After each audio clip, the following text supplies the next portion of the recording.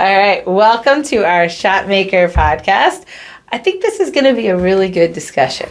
What we're talking about here, obviously in the news, sadly, for those of us that are Patriots fans, is Bill Belichick's hope of a next, storyline. It seems to be dwindling, which is surprising, right? I would have thought there were teams lined up to have Belichick part of their organization, give him a sweatshirt in a different color, and call it a day, right? Like, let's go build a winning team together, but that doesn't seem to be the case. So our big question is, because I think we in hospitality, in business, have seen this and been dealing with this for a while, is this a sign of a bigger shift, that the next generation may not respond as well to that older method of coaching? Yeah. I mean, I think as you're talking about, I'm not a Patriots fan, but you're talking about arguably the greatest coach ever in the NFL. I would have thought. Parts ways with that team. And okay, fair enough, right? Things run their course. I don't care how. But there were a lot of jobs that were open. Yeah. And for him not to get one, I would agree that it's shocking. Yeah. But I think when you dig into it, I think when you start looking, if we get specifically the NFL, the jobs that were out there, it's not as shocking because the situation didn't really fit what he did. I think if you don't know about the situation a lot, Belichick wanted full control. Yeah. Right? He was used to being the general manager, the coach. Every personnel decision went through him. Yeah. And that was what he was going on these new interviews with. Yeah. And basically saying, this is what I want. Yeah. Well, didn't work out that way.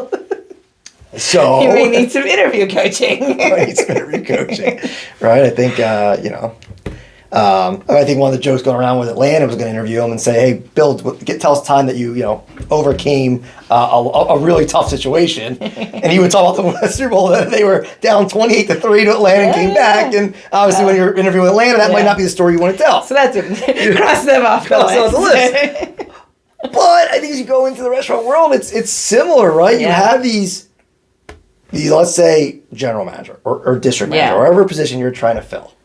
And they're high paid, right? Yeah. Bill's asking for a lot more money than the offensive coordinator from another team getting their first head coaching job.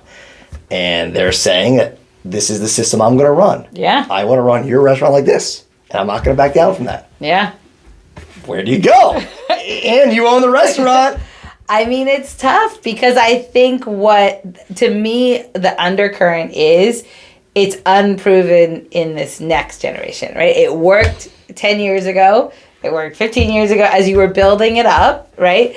But it really hasn't worked the last 5 years, which you could say is because, turnover and you lost that guy who went to Tampa. You say all these things, but it started to really have holes in the last couple of years. And one thing that, a few articles I've read is hinting at, was it that doesn't work with this next generation? And I think it's going to be a combination, right? I think there's a couple scenarios that kind of really go tie hand in hand. Belichick had a number 12 named Brady for a long time. For a long time. And he had some other great pieces of that. Yeah. And as we translate the restaurant business, same thing. This GM that you're interviewing or this district manager, they might have had some really strong teams under them. They had some really good next level people that were right behind them. Well, that's what we're seeing is that they're gone. Some of those are gone. Right. So now your restaurant doesn't have that. Yeah. Well, maybe they were a one-trick pony. Maybe that was what they were good at, and they were probably really successful at that. Yeah. But now you need somebody to relook at your restaurant, relook at how your team is built, and adapt. Yeah. To that. Can that person, that big ego, I don't know. And I think that's the risk is, as great as it is, if all the pieces are in place and he has all the players he wants, are you able to take the green quarterback and build them up to a Brady again? And to me, I think, especially having, in our world dealt with the younger generation, I think, their expectation of some of the hand-holding or teaching, right? We get that a lot. Can you sit with me and teach me? And I think a Belichick, No, right? His answer would be, I think go home. Just go home. Did you ask me to teach you? Go home, right?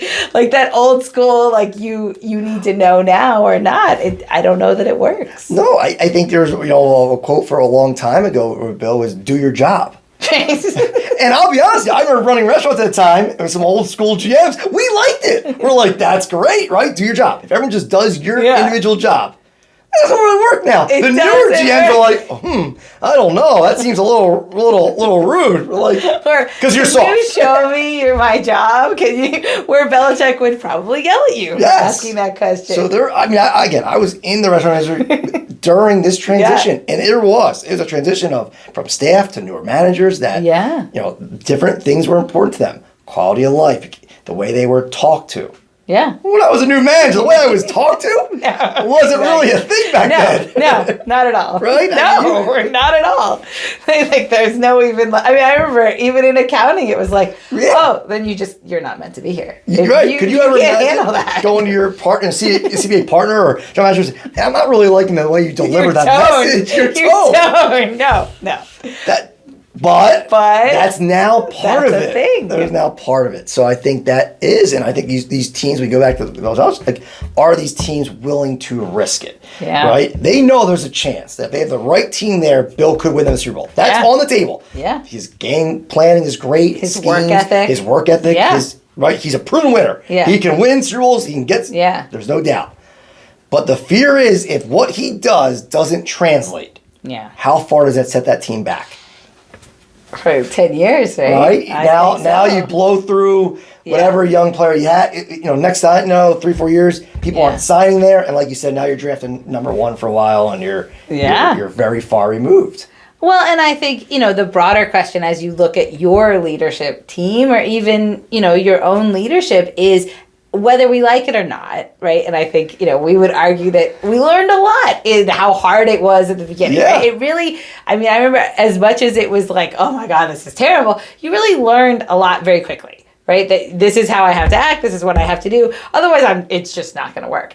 And I think, now there isn't that same learning curve, right? Like there isn't that same, but whether we like it or not, that is the reality. So in our own organization, are we starting to see that old school leadership just may not be working with the staff we have today? So some of, we talked a lot last year about turnover, about retention ratios. And, if we're really seeing 80-90% turnover in a year, I think we have to start to ask, is there some leadership thing that's just not working? Right, and that's the question, and the answer is yes. I think, we can't get away from we need results, right? We need to run, whether we're a football coach, we need wins, and if we're running a restaurant, we need profit and good service and high quality food, right? But how do we get there? It might be a little bit different, and I think it goes back, we talk a lot with technology. Yeah. Like the analytics, look at football. There's coaches now that, right, analytics say it's 4th and 1. We're on our own 40. We're going because it says to.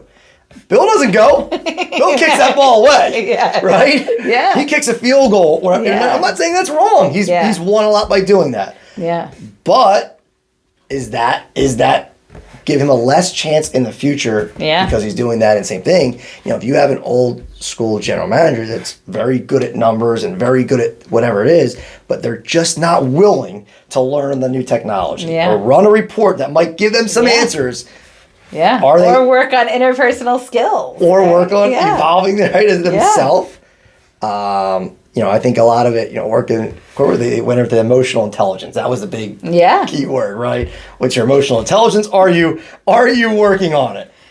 Sometimes I'm like, sometimes I'm like, that's stupid. No, right? But you want that person to be able to work on all those things. Yeah. And get the same results by maybe using different methods. Yeah. And that's what I think, I think there's such a lesson here in as great as Belichick is, as great as his knowledge of the game is, that, you really need that holistic leadership style that's able to, do some of the other things, that it's not just the technical knowledge. And I think that's really what we're seeing. So, all right, so taking Belichick and, now let's transition to, we have a Belichick, right? What would you tell him? Or how does he get a job in 2024, 2025 in the future? Like, what are some of the things that he has to change? I think some of it is just realistically what's important to him, right? Let's say, he wants to be a coach. Cool, he loves it. He's not ready to give that up yet. What is his non-negotiables that he's not going to go away from? And what could he? Maybe he doesn't need full control. Maybe he's like, you know what? Every personnel decision is not important to me, but it is important to me that I have a say in who we hire for that. Yeah. Okay, fair. And compromise on some of those things that I want to run my team. This is the scheme I want to run. Or maybe there's the owner likes another assistant coach who has some of that technical side and can do some, hey, Bill, part of the deal is this person's going to be on your staff. That wouldn't be that crazy.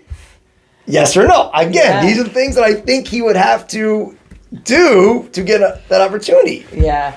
And even still, it's hard. And this is where I think, as an owner, right, whether it's an NFL team or a restaurant, this is some of your juggling. I think a lot of times we have this vision of I'm going to overpay, and I'm going to get the best GM that's out there, right? Like, I'm done doing it myself, right? Like, quality of life, I'm going to pay to get this great person. And I think the struggle is real. How many times does that great person with the great resume really fit? Yeah. And again, I think every situation is different. I think there was probably a certain team maybe that didn't lose a coach that was ready to win a Super Bowl. They had the players in place, they had that. And if that situation was open, maybe Bill could have gone there and said, you know what, I think with this team, I don't need to do a lot. I just need to put my hard work, like Ann said, I need to have my system in place. I need to hold them accountable. Maybe they have a really good veteran team that wants to be held accountable. Right? That might work. And same in the restaurant, right? Maybe you have all that and you need that person to come in, but chances are you don't, right? That would be more of like the not norm at this point, I think, than the norm. I mean, sadly, I think even in what we've seen, whether it's clients, our own experiences, sadly, I think most of the time it doesn't work to bring in such an established my way or the highway. No, I agree. I think it would have to be someone who has the experience, has that, but is willing to change. And that's hard because now they got to prove it to you in an interview. And that's hard for the owner to really buy in that they're going to do that. And we've talked to clients and we've helped them build positions in and help them interview and do that and try to ask those right questions. Because there's no guarantee. But there are times where, like, you know what? No, I genuinely think that person has been around for a long time, has a great experience, but they are willing to change.